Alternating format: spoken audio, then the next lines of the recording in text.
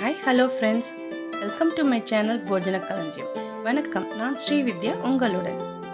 நாம் இந்த வீடியோவில் ராகி கோதுமை இட்லி அண்ட் தோசை, நல்ல டேஸ்டியான சாஃப்டான இட்லி அண்ட் குழந்தைங்களுக்கு பிடித்தமான கிறிஸ்பி தோசை செய்யறது எப்படின்னு பார்க்கலாம் வாங்க. இப்போ ராகி கோதுமை இட்லி செய்யறதுக்கான மாவு எப்படி அரைக்கிறதுன்னு ஃபர்ஸ்ட் பார்த்துக்கலாம். நான் 1 கப் கோதுமை, 1 கப் ராகி, 3/4 கப் உளுந்து. ராகியும் கோதுமையும் நல்லா வாஷ் பண்ணி 5 hours ஊற வச்சுட்டேன். உளுந்து ஒரு 1 மணி நேரம் ஊற வச்சிருக்கேன். சரிங்களா? ஃபர்ஸ்ட் இதை எப்படி அரைக்கிறதுன்னு பார்த்துக்கலாம். இதை அரைச்சி ஒரு 8 மணி நேரம் ஃபெர்மெண்டேஷனுக்கு விட்டுட்டு இட்லி வச்சோம்னா சாதாரண இட்லி வைக்கிற மாதிரி தான் இருக்கும். இதான ஊற வைக்கிறது மட்டும், இந்த ராகியையும் கோதுமை இருக்கிறதுனால ஒரு 5 hours நல்லா ஊறினா நல்லா அரைக்க முடியும். கிரைண்டர்னா நல்லா சாதாரணமா ஒரு 2-3 hours ஊற வச்சா கூட போதும். நான் மிக்சியில் அரைக்கிறதுனால ஒரு 5 hours நல்லா ஊற வச்சிருக்கேன். வாங்க இதை அரைக்கலாம். ஃபர்ஸ்ட் நான் கோதுமை, இது கொஞ்சம் அரையறதுக்கு டைம் ஆகுங்களா, அதை ஃபர்ஸ்ட் நான் அதை சேர்த்து அரைச்சிட்டு வரேன். கோதுமையை அரைச்சி எடுத்துக்கிறேன். பாருங்க, தண்ணி விடாம கோதுமையை அரைச்சிருக்கேன். ட்ரையாகவே அரைச்சிருக்கேன், தண்ணி விடாம. இதில் நான் ராகியும் சேர்த்துக்கிறேன். ராகியும் கோதுமை ஒரு தடவை நல்லா ட்ரை அரைச்சிருக்கேன்.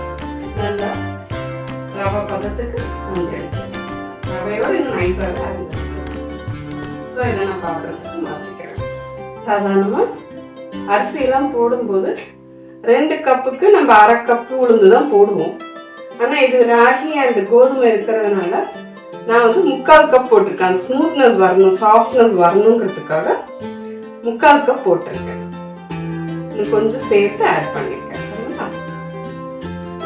நீங்கள் கிரைண்டரில் ஆட்டுறதா இருந்தால் கொஞ்சம் கம்மி கூட பண்ணிக்கலாம். நான் மிக்சியில் போடுறதுனால இது தேவைப்படுங்கிறதுக்காக ஆட் பண்ணியிருக்கேன். ஸோ 3/4 கப் உளுந்து ஊற வச்சு அரைச்சிட்டு வரேன்.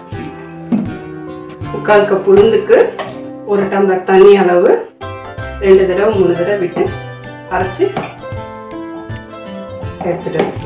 இப்போ இதை நான் ராகியும் இதுவும் அரைச்சதோட சேர்த்து பிளெண்ட் பண்றதுக்காக அந்த உளுந்தோடைய ஒரு தடவை ஒரு ஃபைபர் கொடுக்குறோம் இல்லைங்களா, அந்த மாதிரி பட்டர் இதுல அதுக்கு தேவையான உப்பையும் இதுலயே நான் போட்டுறேன். ராகி கோதுமை உளுந்து எல்லாம் ஒன்றா அரைச்சி கண்டெய்னருக்கு மாற்றிட்டு இது 8 மணி நேரம் கழிச்சு எப்படி இருக்குன்னு பார்க்கலாம். அரைச்சி வச்ச மாவு நல்லா புளிச்சு வந்திருக்கு. இதில் நம்ம இட்லி தோசை எது வேணாலும் வச்சுக்கலாம். வாங்க இப்போ ராகி கோதுமை இட்லி சரி ரெடியாக இருந்த மாவை இட்லி வச்சுருக்கேன். இப்போ இந்த பக்கம் தோசை ஊற்றிட்டேன். பாருங்க, அது நல்லா சூடாயிடுச்சு. ராகி கோதுமை உளுந்து வெந்தயம் எல்லாம் நல்லா ஊற வச்சு அரைச்சி புளிக்க வச்ச மாவு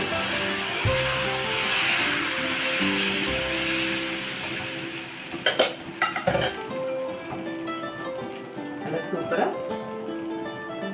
தோசை ஊற்ற வருது.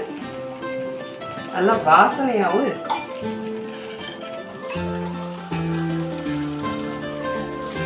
இதே குழந்தைங்களுக்கு கொடுக்கும்போது கொஞ்சம் நெய் விட்டு கொடுத்தீங்கன்னா குழந்தைங்க ரொம்ப இஷ்டமாக சாப்பிடுவாங்க.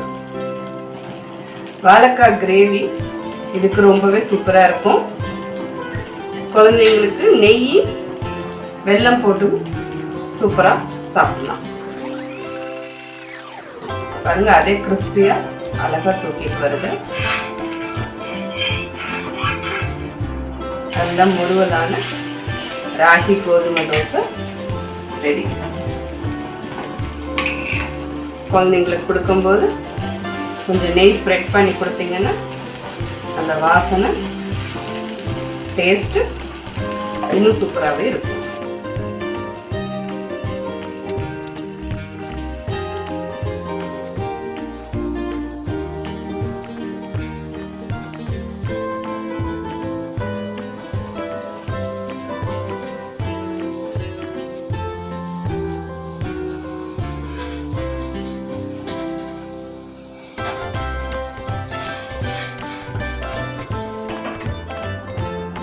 கிறிஸ்பி ராகி வீட் தோசை அண்ட் வாழைக்காய் கிரேவி. நீங்களும் செஞ்சு பார்த்து எப்படி வந்தது ஃபீட்பேக் சொல்லுங்கள். சூடான சாஃப்டான இட்லி ரெடி.